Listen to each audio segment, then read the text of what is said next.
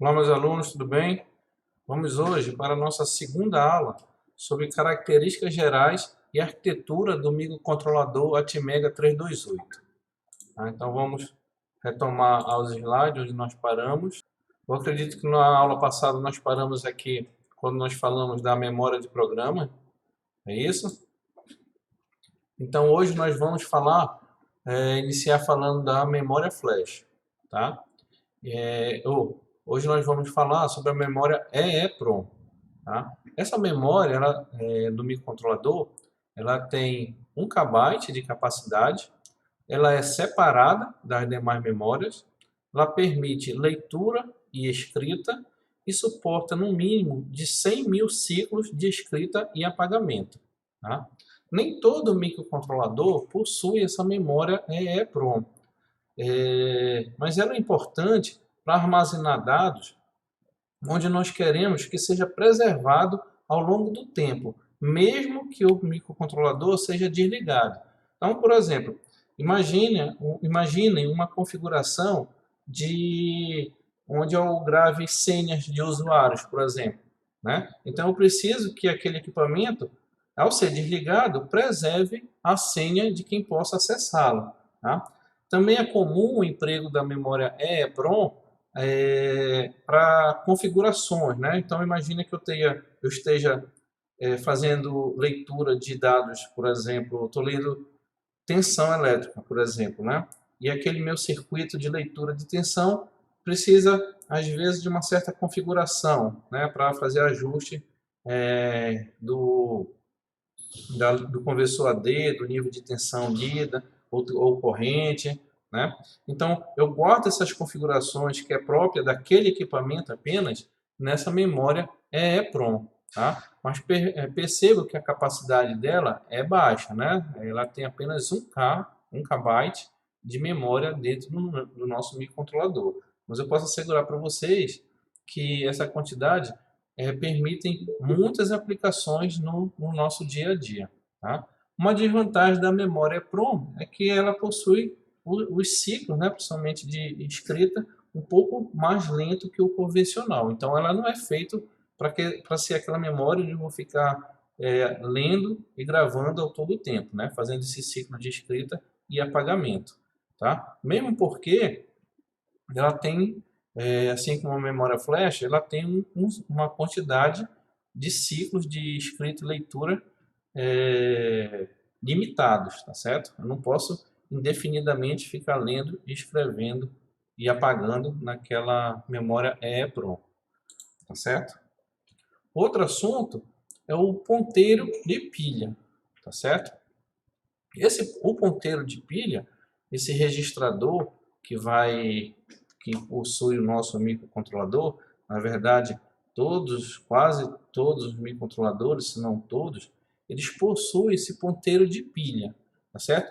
Que é quando eu utilizo essa pilha para armazenar informações, normalmente no final da minha memória, que é o caso aqui do nosso microcontrolador, tá? Então vocês podem ver que, como está escrito aqui, que o AVR, os dados são empilhados do maior endereço da RAM para os menores. Então, essa nossa pilha, endereçada aqui pelo ponteiro de pilha, começa a ser endereçada no final da memória que nós temos, tá certo? E à medida em que nós vamos ocupando a pilha, esse endereço, então, ele vai diminuindo, tá certo? Então, ele começa do fim para o início. E onde é que a gente usa, então, esse ponteiro de pilha?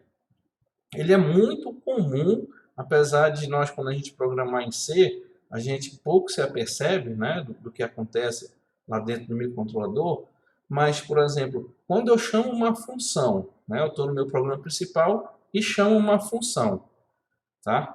Quando eu faço esse desvio da execução do meu programa, eu preciso, em algum local, armazenar em que ponto eu parei. Né? Então, vamos supor que eu estou executando uma determinada linha, né, de comando. Quando eu fizer esse desvio, quando eu voltar da minha função, eu preciso saber aonde eu parei. Vocês concordam comigo? Então, esta posição de onde eu parei, que eu vou armazenar quando eu chamo a minha função, é normalmente armazenado aí na minha pilha, tá? Daí o ponteiro de pilha ser necessário. Então, eu armazeno a minha posição, desvio, executo a minha função. Quando o meu microcontrolador quiser retomar a execução de onde ele parou, ele vai então na pilha e lê, tá? E aí continua normalmente a execução. Esse é apenas um exemplo de aplicação, tá certo? Existem instruções específicas que você pode colocar informações na pilha e ir retirando essas informações. Lembrando que a sequência é sempre essa aqui, do final da memória RAM para o início, tá certo? Mas normalmente esse ponteiro da pilha, né, o nosso compilador, ele vai trabalhar para a gente tornando transparente esse ponteiro de pilha. Quando nós estivermos estudando uma linguagem de programação como o Assembly, que vai ser o assunto imediatamente depois, nós vamos poder, no nosso programa que nós vamos usar, né, que é o Atmel Studio, simular ou verificar o que acontece com o ponteiro de pilha, tá certo? Outra questão importante no nosso microcontrolador é o gerenciamento de clock, tá? Então, nós sabemos que os sistemas digitais normalmente precisam de uma base de tempo. Todo microprocessador, microcontrolador, eles precisam de uma base de tempo. E, em função disso, eles costumam ter um sistema de gerenciamento de clock, tá certo? O microcontrolador Atmega 328, que é o que nós vamos utilizar, ele possui esse diagrama de bloco do seu sistema de gerenciamento de clock. O que a gente pode observar aqui, né? Principal, tá? É as entradas de clock aqui do nosso sistema, né? Então nós podemos ter um clock externo, tá certo? Então eu gero fora um clock externo da frequência que eu desejo trabalhar e vou e coloco o meu microcontrolador trabalhar sobre aquele clock externo. Eu posso ter um oscilador a cristal, um oscilador externo, certo? Que é no caso que o Arduino Uno utiliza. Ele é muito comum o uso do cristal, porque ele possui uma estabilidade de frequência grande, tá certo? Ele pode ter um oscilador a cristal de baixa frequência, tá certo? Ele pode ter um oscilador RC, RC significa resistor capacitor. O Atmega 328, ele possui um oscilador interno RC, tá certo? Ele possui uma precisão, vamos dizer assim, menor do que um oscilador a cristal externo, tá certo? Menos estável, contudo eu posso fazer a calibração deste oscilador, tá certo? Então, todas essas fontes de clock, elas então passam por um multiplexador e na programação do microcontrolador, nós vamos ter que dizer qual é a fonte de clock que nós vamos utilizar, tá certo? Normalmente, esta forma, né, de programar o microcontrolador não se dá através daquela programação que ele vai executar lá na nossa linguagem de programação. Essa informação normalmente é feita através do uso de registradores que a gente chama de fusíveis, tá certo? Então, quando eu vou programar o meu microcontrolador, normalmente eu faço uso desses fusíveis e lá uma das informações que eu vou passar é a fonte de clock do meu microcontrolador, tá certo? Então, por exemplo, o Arduino, o Uno, que eu solicitei que vocês adquirissem, ele tem um cristal externo de 16 MHz, tá? Só que a maior parte dos programas que eu estou fazendo como exemplo, nós vamos usar o oscilador interno, RC, que tem uma frequência de 8 MHz, tá certo? Eu posso usar o oscilador cristal externo? Pode, tá? Então, quando vocês aprenderem a utilizar, vocês vão ficar à vontade para usar o que vocês desejarem, tá certo? Aí, fora isso, eu posso ter um oscilador, tá? Do temporizador, posso ter um oscilador específico para o meu temporizador, tá certo? E, além disso, eu tenho também um oscilador específico para o Watchdog Timer, né? Que é um oscilador que ele conta separado, que a gente vai verificar que este dispositivo é um dispositivo de segurança que ele permite que, num caso de travamento do programa, o microcontrolador seja resetado, certo? Então a gente vai ver com detalhes mais para o final do nosso curso o funcionamento do Watchdog Timer, tá? E então esse clock, depois de multiplexado, ele entra na unidade de controle de clock da VR e aí ele distribui então para os diversos dispositivos que compõem o nosso microcontrolador, certo? Então estejam cientes que existe uma unidade de controle de clock dentro do microcontrolador, tá? Eu não tenho simplesmente uma linha de sinal de clock entrando indo para um único ponto, não, tá? E eu posso ter também várias opções de entrada de clock. A forma de nós conectarmos o nosso clock ao microcontrolador são várias, tá certo? As mais comuns são essas aqui, onde eu tenho um clock externo a cristal, que é o que o Arduino usa. Então ele tem os pinos específicos para ligar, para ser ligado o cristal. Então aqui está a simbologia do cristal. E aí faz uso, tá? O fabricante recomenda desses dois capacitores também. Então faz parte do circuito oscilador, não só o cristal, mas esses dois capacitores, certo? Normalmente o uso do cristal ele torna mais estável a frequência, tá certo? A frequência de trabalho. O nosso microcontrolador ele trabalha até 20 MHz e o cristal do Arduino Uno é 16 MHz. Perceba que ele ocupa aqui dois pinos, tá certo? Do microcontrolador. Eu posso ter um sinal de clock externo, tá certo? Um sinal de clock externo. Então, neste caso, devo fazer uso apenas de um dos pinos do sinal do microcontrolador. Então, aquele clock externo, que é uma onda quadrada, tá? Irá entrar aqui neste pino, tá? X tal 1. E o 2, ele fica livre, né? Fica desconectado, tá? No caso do emprego do clock. A terceira opção também, que é o que nós vamos utilizar com mais frequência, inclusive, é quando nós utilizamos o oscilador interno, o oscilador RC interno, tá? De forma que esses dois pinos do microcontrolador será liberado para nosso uso. Então nós vamos poder usar esses dois pinos normalmente, caso a gente esteja usando o protoboard, tá certo? Se for utilizar o Arduino Uno, esses pinos não vão poder ser utilizados porque eles já estão conectados ao cristal, tá? O próximo passo nós vamos falar aqui do reset, tá certo? Inicialização, né, muitas vezes chamado também de reset. O que é?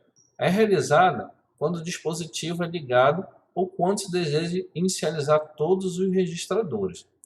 Então, todas as vezes em que nós ligamos o microcontrolador, ele não entra em operação de imediato, tá certo? Normalmente ele tem um tempo, tá certo? Para que a tensão que foi aplicada na energização dos circuitos se estabilize. Esse tempo é muito curto, eu não recordo agora realmente qual é esse tempo, tá? Mas ele ali aguarda estabilizar essa tensão, tá? Só então o microcontrolador começa a operar. E uma das operações também que o reset realiza é inicializar todos os registradores. Isso aqui é importante, principalmente os registradores do painel de controle. Nós, quando estivermos estudando esses registradores, nós vamos ver que todos eles possuem um valor padrão. O que é esse valor padrão? É um valor que ele permanece logo após o microcontrolador ser ligado, tá certo? Normalmente, esses valores padrões são para desligar os dispositivos periféricos, tá certo? Para que eu não inicie o microcontrolador e os periféricos já comecem a funcionar sem saber o que estão fazendo, né? Então eles devem aguardar que o programa, né, lá instalado, faça a devida inicialização dos periféricos, tá? Daí a importância dessa inicialização, tá? Aí todos os registradores de entrada e saída são ajustados para seus valores default, né? Valores padrão. Foi isso que eu acabei de falar, tá certo? Então é importante que a gente conheça também os valores padrões na inicialização e se esses padrões nos satisfazem no nosso código, tá certo? Normalmente sim, a gente vai fazer um código simples, se a gente não vai trabalhar com um determinado dispositivo, normalmente a gente aceita os valores padrões, tá certo? E o programa começa a ser executado a partir do vetor de reset, que é o endereço 0 da memória de programa, ou do endereço do bootloader. Então, ligamos o microcontrolador, inicializou os registradores. E aí, como é que aonde ele vai começar a executar o programa? Certo? Então, tem duas maneiras. Ou ele vai para o endereço 0 da memória de programa, que é justamente aonde se localiza o programa que nós fizemos para o microcontrolador executar, ou então ele vai para o endereço do bootloader. Tá? O que é o bootloader? É um programa residente na memória, tá certo? Na memória flash, que normalmente a gente faz uso desse bootloader para facilitar a programação da memória de programa, tá certo? Então, ao invés de eu precisar de um programador específico, tá? Eu posso, através de uma porta de comunicação serial, por exemplo, que é o caso do Arduino Uno, fazer a programação da memória flash, que é onde está a nossa memória de programa, certo? Então, esse bootloader eu entendo que é um programa residente na memória que facilita a programação do nosso microcontrolador, certo? E é muito comum esse uso do bootloader e o Arduino faz uso do bootloader, certo? Ao ponto que, se você tiver um Arduino Uno, comprar um microcontrolador novo, certo? E colocar no seu Arduino Uno, se esse microcontrolador não tiver o bootloader gravado, você não vai conseguir gravar o Arduino Uno pela IDE do Arduino, certo? Eu vou precisar primeiro gravar o bootloader dele, aí então ele passa a se comportar como um Arduino Uno, tá? E aí, se eu não tiver o bootloader, como é que eu vou gravar aquele programa na memória flash? A gente vai ter que fazer uso de um gravador. Foi isso que eu solicitei para vocês, tá? Comprar um gravador USB ASP. Ainda sobre o reset, né? As portas de I/O, né, de entrada e saídas, são imediatamente inicializadas, certo? E após o reset ficar inativo, é efetuado um atraso interno automático, configurável, mantendo o reset por um pequeno período de tempo. Foi aquilo que eu já falei, né? O reset, né? Ele fez todo o procedimento lá de inicialização dos registradores, tá? E aí, antes de fato, o microcontrolador entrar em operação, ele dá um atraso interno, né? Ele aguarda um tempo. Aí sim, inicia a execução do programa, certo? E aí nós temos 4 fontes de inicialização, tá? Power on reset, que ocorre na energização do microcontrolador, né? Enquanto a fonte de alimentação estiver abaixo da tensão limiar, tá? Então, o que acontece? Quando você liga energiza o microcontrolador, pode ser, né, o que é comum, a tensão não ir imediatamente para a tensão de trabalho, tá? No nosso caso aqui, vai ser 5 volts. Então, o que acontece? Ele vai manter resetado, né, vamos dizer assim, aquele microcontrolador, enquanto essa tensão de alimentação estiver abaixo de uma tensão de limiar, certo? Para que isso? Para garantir o perfeito funcionamento do seu circuito, tá? Ele aguarda a tensão ficar numa faixa segura e estável. nós temos um reset externo. Esse aqui é o mais comum, né? Aquele quando a gente diz assim, vou resetar o microcontrolador, a gente aperta lá no botão de reset, né? Tá? Então, ocorre quando o pino de reset é até errado, ou seja, ligado em 0 volts, tá? Por um determinado período de tempo. Então, todo o processador tem esse botão, esse pino de reset, tá? Eu posso configurar para usar ou não, tá? Às vezes eu posso não querer usar, tá? De tal forma que quando eu aplico um certo nível de tensão, que no nosso caso vai ser 0 volt, significa então que o microcontrolador será resetado, tá? Entendo resetado, ele passar por todas aquelas configurações iniciais que eu falei, tá certo? Como inicializar os registradores e as portas de entrada e saída, por exemplo. Tá? Tem o watchdog reset. O que seria? Ocorre quando o watchdog time, tá, está habilitado e seu contador atinge um valor limite. Nós vamos ver isso mais para frente, né, já no final do curso, que o microcontrolador ele possui um contador independente com um clock independente também, de tal forma que, quando habilitado, tá, se o programa principal, vamos dizer assim, ele der algum bug que fique parado em alguma rotina e não saia, aí esse contador do watchdog time ele vai atingir um limite que te diz que ele estourou, né? Ele vai estourar, e com isso ele reseta então o microcontrolador, tá certo? Isso aqui é sempre bom a gente utilizar, principalmente em circuitos mais críticos, né? Aqueles que, no caso de um bug, resete e volta às condições iniciais de funcionamento, tá?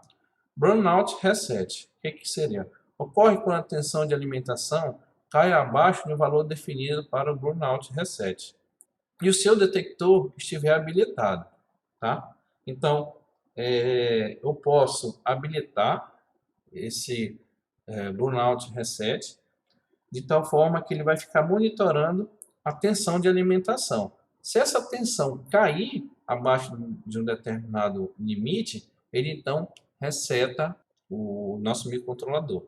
E esse valor de referência, né, ele não pode ficar abaixo, ele é configurável no Atmega 328. Tá? Então, isso que eu estou falando para vocês, ele pode ser representado, ele é representado, na verdade, no datasheet, através desse diagrama de bloco, certo? Então, logicamente que eu não vou aqui discutir os detalhes, mas vocês, quando estiverem operando, estiverem programando essa questão da inicialização, do reset, quando necessário, certo? Tenham em mente que é importante a gente ter esse diagrama é importante a gente consultar sempre esse diagrama de bloco para que a gente entenda o que deve ser feito, certo? Então, o principal aqui, o que a gente pode fazer?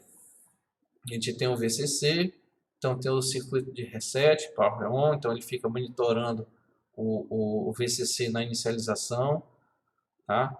De tal forma que enquanto ele tiver uma tensão abaixo de um limite, ele não deixa inicializar o microcontrolador. Esse mesmo VCC também é monitorado pelo circuito de reset do burnout, certo? Ele tem a entrada mesmo de reset, tá? Isso aqui é um pino de entrada de reset, certo? Passa por um filtro de ruído, tem então o circuito de reset. Esses nomes que nós estamos vendo aqui, tá? Aqui também, são nomes de bits de registradores, tá? Nós vamos ver mais para frente. Aqui também, são bits de registradores. Então, cada um desses bits, eles fazem parte do painel de controle, de forma que eu possa configurar não só esse reset, mas os demais circuitos, tá certo? Então, se eu quiser saber o que é esse bit aqui, tá? Então eu vou lá no manual e consulto. Mas pelo diagrama de bloco, nós podemos verificar que como ele está entrando aqui numa porta end de um sinal vindo do reset, significa que eu habilito ou desabilito esse sinal de reset aqui. Então, eu posso não querer usar esse reset. Tá certo? Então, já que a gente consegue entender um pouco, tá? De tal forma que tudo isso aqui, tá, vai gerar o sinal de reset interno, que é esta saída aqui. Então, tudo isso é para controlar este sinal aqui, tá? Se algum evento ocorrer nesses circuitos que precise ocorrer o reset, vai ocorrer através deste sinal aqui, tá certo? E como é que a gente liga esse pino de reset externamente aqui no nosso microcontrolador? Tem várias formas, tá? Normalmente, a gente faz uso aqui de um resistor no VCC, tá? E este capacitor como um filtro. De tal forma que eu vou manter este pino de reset em nível lógico alto, que é o VCC, tá? E esse capacitor aqui, vamos dizer assim, ele é um filtro que minimiza ou reduz possíveis ruídos que venham a entrar neste ponto, tá certo? Bom, e o botão, né? A chave de reset, onde é que a gente põe? A gente põe justamente aqui em paralelo aqui com este capacitor, tá? Então, com a chave aberta, que é o estado normal dessa chave que a gente vai usar, tá? O Arduino usa também.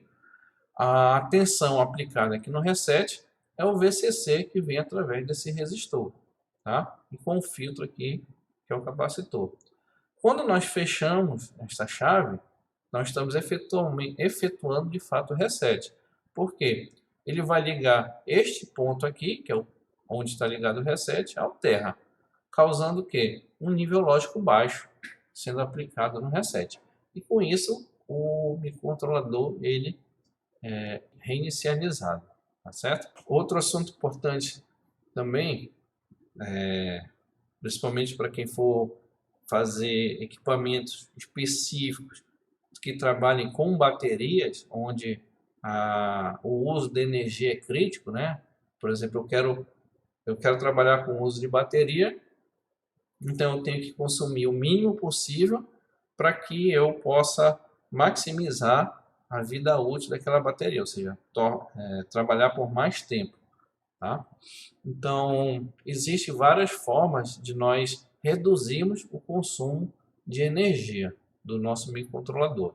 E muitas vezes a gente faz essa redução do consumo de energia desligando realmente alguns dispositivos ou então ele todo, certo? Então, aí quando está aqui, ó, o que eu estou dizendo, a economia de energia através do desligamento de partes internas e não utilizadas pelo microcontrolador.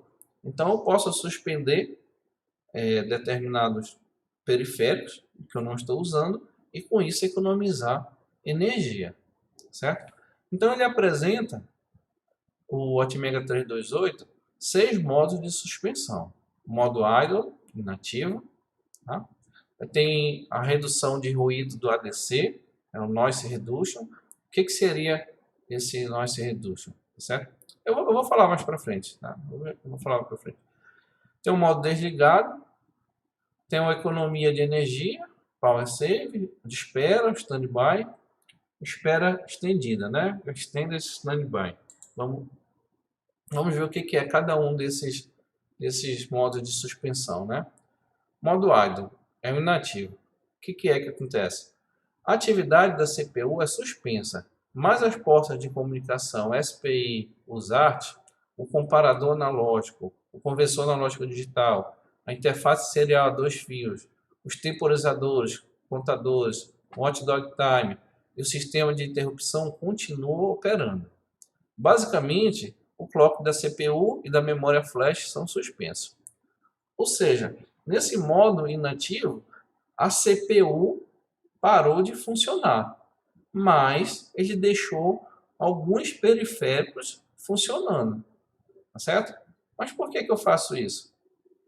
Eu posso fazer isso porque naquele momento eu não preciso de processamento, tá? Não preciso de processamento, então eu desligo a CPU. Mas por que eu deixo então esses periféricos ao redor, né, funcionando? Porque esses periféricos eles podem ser utilizados para despertar o meu microprocessador. Ou seja, eu estou inativo, eu não estou processando nada, mas ocorreu algum evento lá fora, aí eu mando, por exemplo, uma informação para a porta de comunicação USART. Com isso, o despertador, o microcontrolador desperta, tá certo? E aí ele volta a funcionar, ou seja, ele foi provocado a voltar a trabalhar, tá certo? Enquanto isso, ele não estava fazendo nada, causando o quê? Uma redução do consumo de energia. Então, tá entendido? Então, essencialmente é CPU suspensa, mas alguns periféricos funcionando e de forma que ele possa ser despertado, né? A CPU possa ser despertada por esses periféricos. Redução de ruído do ADC, né? ADC Noise Reduction. O que seria? A CPU é parada, mas continua operando o conversor analógico digital, as interrupções externas, tá? Igualdade de endereço da interface serial a 2 fios, a gente vai estudar mais para frente. O temporizador contador 2, apenas 2. O watchdog time, se estiver habilitado. Então, esses periféricos continuam funcionando. Esse modo é empregado para reduzir ruído para o conversor analógico digital e garantir sua resolução. O que acontece? Nós sabemos que os circuitos digitais, em função do chaveamento que eles trabalham, eles costumam provocar ruídos, certo? Ruídos em sinais próximos. Em se tratando de conversor analógico digital, normalmente eu estou entrando com uma tensão analógica. Quanto menos ruído entrar na minha tensão analógica, mais fidedigno eu vou ser na hora da conversão, já que eu não vou estar convertendo aquele ruído somado ao meu sinal. Então, este microcontrolador permite eu desligar, né, ou parar a CPU para que o conversor analógico possa trabalhar com uma redução de ruído, já que parte dos circuitos digitais estarão parados. Tá certo?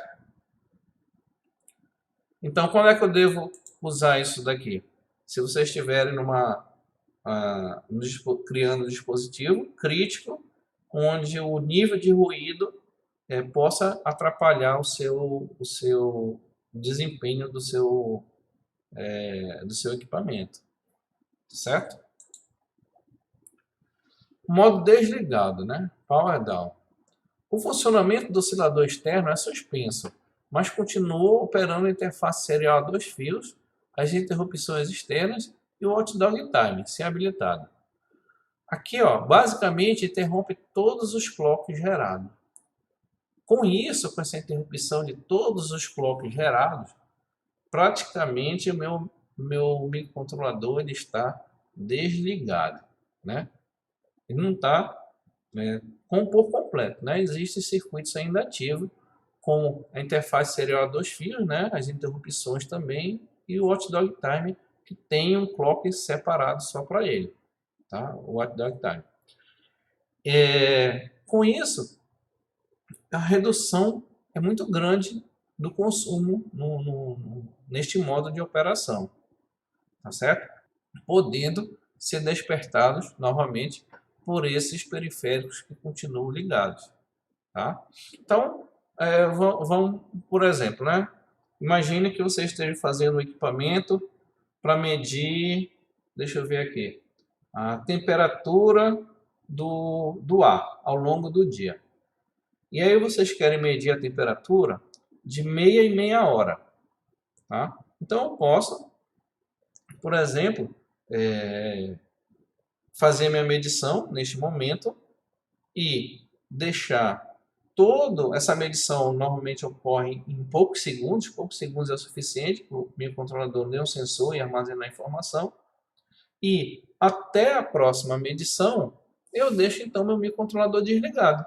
Com isso, o consumo de energia é mínimo.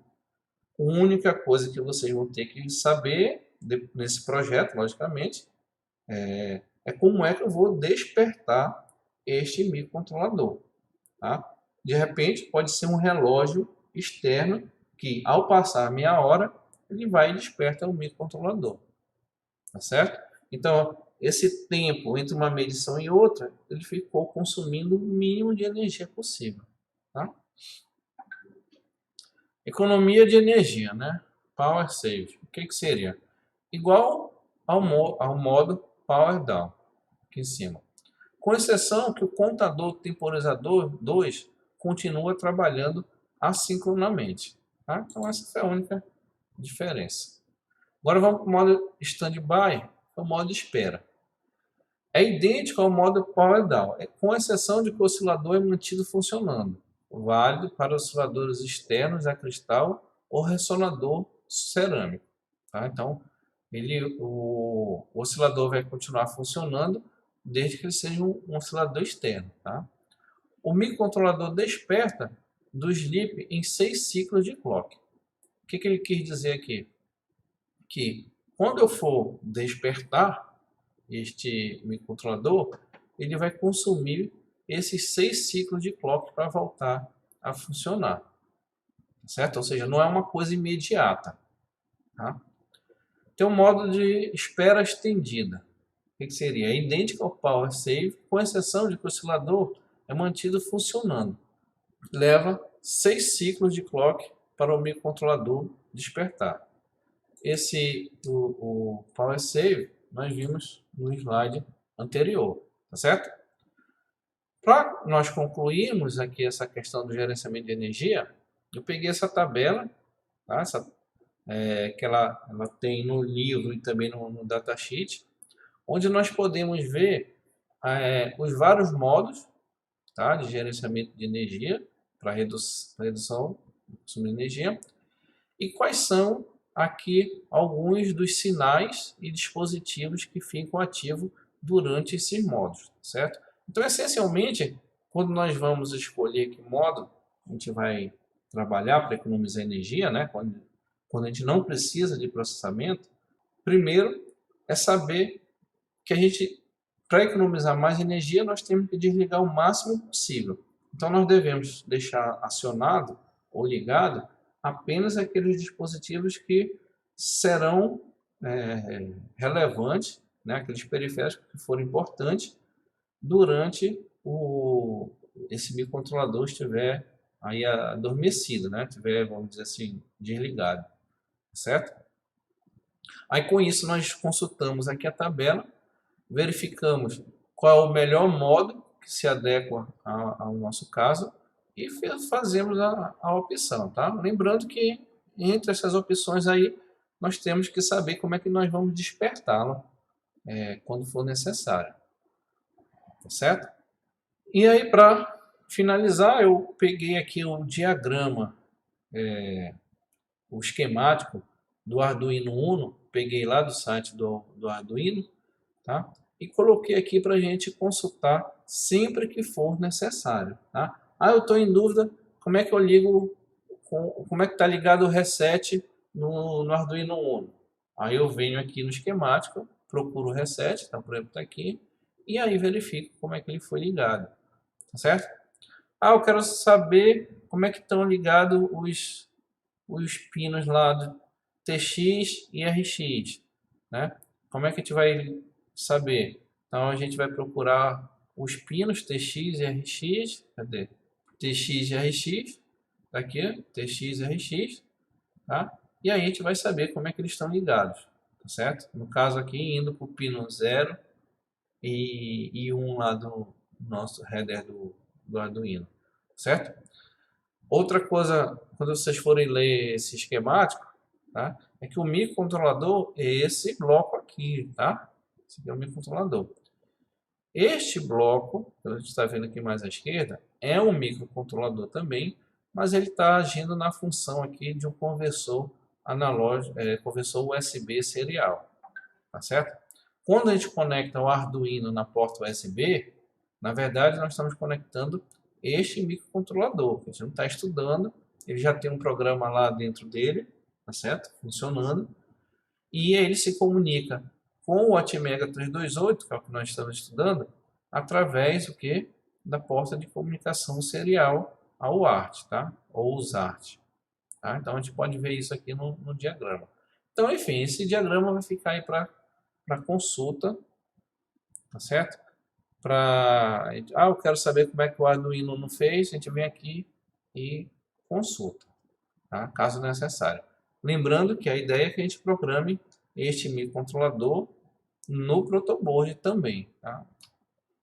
Aqui as referências do nosso curso que nós estamos utilizando. Agradecimentos aí aos monitores que estão me ajudando aí nessas aulas, tá certo? A Pró-Reitoria a Proeg, que está pagando a bolsa de monitores também, o LACE e o PCT Guamá, e é onde a gente trabalha. É isso, com isso eu finalizo então esse tema de características gerais e arquitetura do microcontrolador ATmega 328. Obrigado e até a próxima aula, onde nós vamos conversar já sobre a programação em assembly. Até mais.